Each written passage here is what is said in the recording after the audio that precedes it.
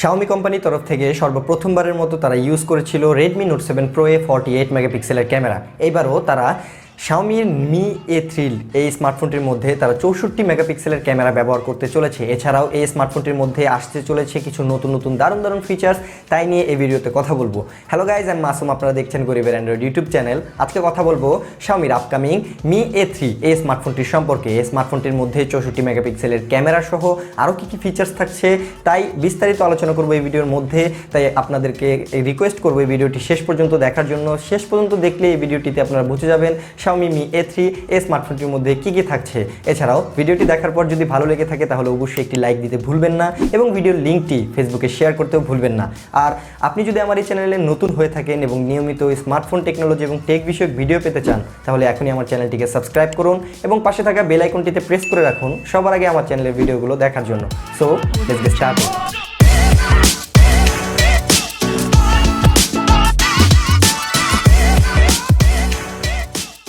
Xiaomiর এই লাইনআপের স্মার্টফোনগুলো হয়েছিল কিন্তু ক্যামেরা সেন্ট্রিক স্মার্টফোন, অর্থাৎ Xiaomi A1 A2 এই স্মার্টফোনগুলোতে মূলত কিন্তু কম প্রাইজের মধ্যে ক্যামেরা সেন্ট্রিক স্মার্টফোন তৈরি করেছিল তারা এবং কম বাজেটের মধ্যে সবচাইতে ভালো বোকে মোড বা ব্লারযুক্ত ক্যামেরা নিয়ে এসেছিল Xiaomi কোম্পানির তরফ থেকে এই সিরিজের মধ্যে। তো এইবারও Xiaomi কোম্পানির A3 এবং A3 লাইট যে স্মার্টফোনটি আসতে চলেছে এই স্মার্টফোনটির মধ্যেও কিন্তু আপনারা খুব দারুণ ফিচার্সের পাশাপাশি এবং ক্যামেরাতেও খুব ভালো মানের ক্যামেরা কোয়ালিটি পেয়ে যাবেন। তাই প্রথমে ক্যামেরা নিয়ে আলোচনা করি। Xiaomi Mi A3 এই স্মার্টফোনটির মধ্যে ক্যামেরার দিক থেকে পেছনের প্রাইমারি শুটার যে ক্যামেরাটি রয়েছে এটি হতে চলেছে 64 মেগাপিক্সেলের একটি প্রাইমারি শুটার ক্যামেরা।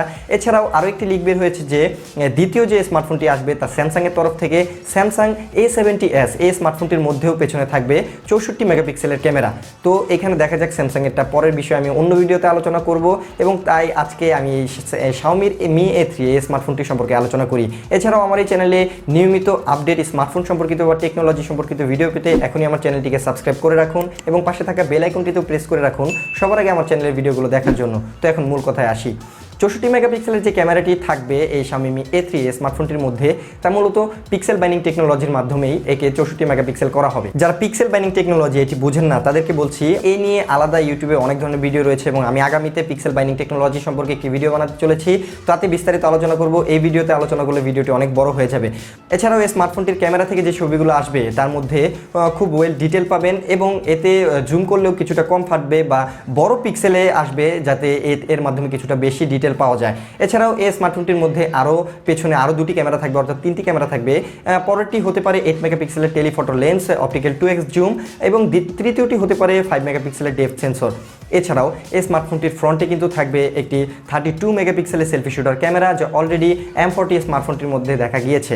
এই 48 মেগাপিক্সেলকে যেমন পিক্সেল বাইন্ডিং টেকনোলজির মাধ্যমে Xiaomi তাদের Redmi Note 7 Pro এর মধ্যে সর্বপ্রথম নিয়ে এসেছিল, সেম একইভাবে এখানেও তারা ফ্রন্টে এবং পেছনেও 32 মেগাপিক্সেল এবং 64 মেগাপিক্সেল করা হবে এই পিক্সেল বাইন্ডিং টেকনোলজির মাধ্যমে। তো দেখা যাক স্মার্টফোনটি লঞ্চ হলে এর থেকে কতটা ডিটেলড যুক্ত ছবি পাওয়া যায়। এছাড়াও এই স্মার্টফোনটির মধ্যে কিন্তু সব ধরনের সেন্সরের পাশাপাশি থাকবে ইন ডিসপ্লে ফিঙ্গারপ্রিন্ট সেন্সর। তবে যেহেতু এই প্রথমবারের মতো এই লাইনআপের সিরিজের মধ্যে তারা ইন ডিসপ্লে ফিঙ্গারপ্রিন্ট সেন্সর ব্যবহার করতে চলেছে তো অবশ্যই তাদেরকে অ্যামোলেড ডিসপ্লে ব্যবহার করতে হবে। স্যামসাংয়ের জনপ্রিয় অ্যামোলেড ডিসপ্লে থাকবে এই স্মার্টফোনটির মধ্যে। আশা করা যাচ্ছে এই Xiaomi Mi A3 স্মার্টফোনটির মধ্যে 6.3 অথবা 6.4 ইঞ্চি একটি ফুল এইচডি প্লাস রেজলিউশনের অ্যামোলেড ডিসপ্লে থাকবে। তবে এর মধ্যে নচ অথবা পাঁচ হোল ডিসপ্লে থাকতে পারে। এখানে কোনো প্রকারের পপ আপ সেলফি ক্যামেরা থাকবে না। তো এখানে নচ বা 5 হোল ক্যামেরা থাকবে কিনা এটা নিয়ে এখনো পর্যন্ত শিওর না। আমি অবশ্যই অন্য ভিডিওতে শিওর হয়ে আপনাদেরকে জানানোর চেষ্টা করব। এছাড়াও এই স্মার্টফোনটিতে থাকবে 4000 mAh এর একটি বড় ব্যাটারি এবং চার্জ করার জন্য USB Type-C পোর্ট থাকবে এবং বক্সের মধ্যেই দেওয়া থাকবে একটি 18 ওয়াটের ফাস্ট চার্জার। এছাড়াও আপনারা এতে কুইক চার্জ 4.0 সাপোর্টেড থাকবে। তো আপনার বাজার থেকে এক্সট্রা ফাস্ট চার্জার কিনেও এতে ব্যবহার করতে পারবেন। তো এই গেল এর মূল বিষয়গুলো। এবার আমি বলি এর মেইন বিষয় যেটা রয়েছে প্রসেসর সম্পর্কে। প্রসেসরের দিক থেকে স্মার্টফোনটির মধ্যে আলাদা দুটি প্রসেসর থাকবে যেহেতু এই স্মার্টফোনটি দুটি ভেরিয়েন্টে লঞ্চ হবে। একটি ভেরিয়েন্ট হচ্ছে গিয়ে Xiaomi Mi A3 এবং দ্বিতীয়টি হচ্ছে গিয়ে Xiaomi Mi A3 লাইট। তো তো প্রথমেই যে Xiaomi Mi A3 রয়েছে এতে থাকবে স্ন্যাপড্রাগনের 712 অর্থাৎ স্ন্যাপড্রাগনের 712 এই প্রসেসরটি, যা খুবই ভালো একটি প্রসেসর এবং এই প্রসেসরটি হচ্ছে কি একটি অক্টাকোর প্রসেসর এবং এটি হচ্ছে কি একটি 10 ন্যানোমিটারের প্রসেসর। এর পাওয়ার এফিসিয়েন্টটাও খুব ভালো এবং এর অ্যাড্রিনো যে জিপিইউটা রয়েছে এটাও খুব ভালো।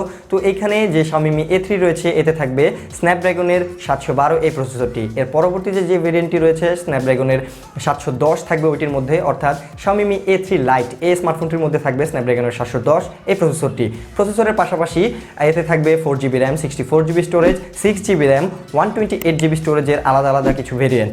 এছাড়াও আমি এই প্রসেসর সম্পর্কে যদি আপনাদেরকে বলি, আপনারা হয়তো বা সবাই জানেন স্ন্যাপড্রাগনের 710 সিরিজের এই প্রসেসরটি কিন্তু অনেক ভালো একটি প্রসেসর এবং অনেক অপটিমাইজ এবং খুবই পাওয়ারফুল একটি প্রসেসর। এই প্রসেসরটিতে আপনারা সব ধরনের হাই গ্রাফিক্সের গেমসগুলো অনায়াসে ল্যাগ ফ্রি খেলতে পারবেন। এছাড়াও আপনাদেরকে যদি বলি ডেইলি মাল্টিটাস্কিংয়ে কোনো প্রকারের অসুবিধা হবে না। তো অনায়াসেই এই স্মার্টফোনটি লঞ্চ হলে প্রাইসের দিক থেকে আমি বলবো আপনারা সবাই এই স্মার্টফোনটি নিতে পারেন। এছাড়াও এই স্মার্টফোনটির মধ্যেই কিন্তু আপনারা Android 9 Pie পেয়ে যাবেন এবং Xiaomiর নিজস্ব MIUI 10ও থাকবে। তো প্রসেসর, ক্যামেরা, ডিসপ্লে সব মিলিয়ে আমার কাছে মনে হচ্ছে স্মার্টফোনটির মধ্যে খুবই জোরসোরভাবে ভালো ভালো ফিচার্স নিয়ে আসতে চলেছে। তো এখন শুধু লঞ্চের অপেক্ষা। এখনও পর্যন্ত এইটার কনফার্ম লঞ্চিং যে ডেটটা এখনও শিওরলিভাবে ক্লিয়ার হয়নি।